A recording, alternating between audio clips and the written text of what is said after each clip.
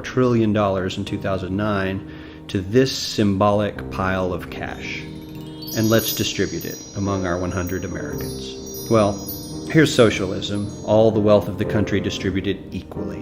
We all know that won't work. We need to encourage people to work and work hard to achieve that good old American dream and keep our country moving forward. So, here's that ideal we asked everyone about. Something like this curve. This isn't too bad. We've got some incentive, as the wealthiest folks are now about 10 to 20 times better off than the poorest Americans.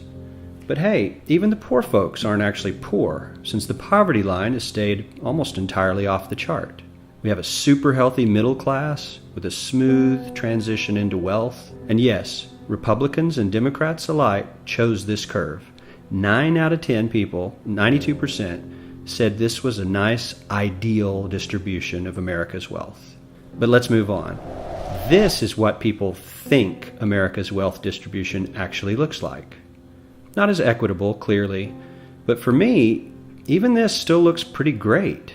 Yes, the poorest 20 to 30% are starting to suffer quite a lot compared to the ideal, and the middle class is certainly struggling more than they were, while the rich and wealthy are making roughly 100 times that of the poorest Americans, and about 10 times that of the still healthy middle class.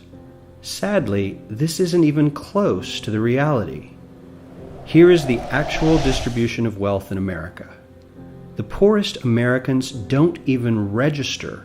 They're down to pocket change, and the middle class is barely distinguishable from the poor.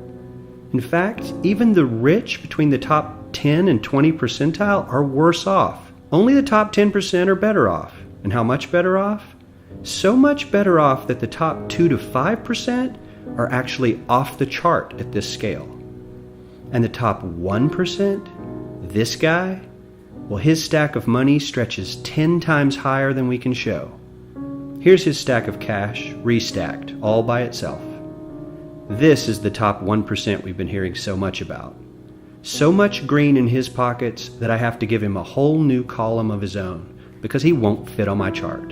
1% of America has 40% of all the nation's wealth.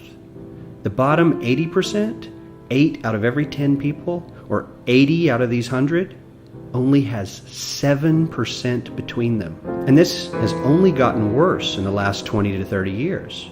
While the richest 1% take home almost a quarter of the national income today, in 1976, they took home only 9%, meaning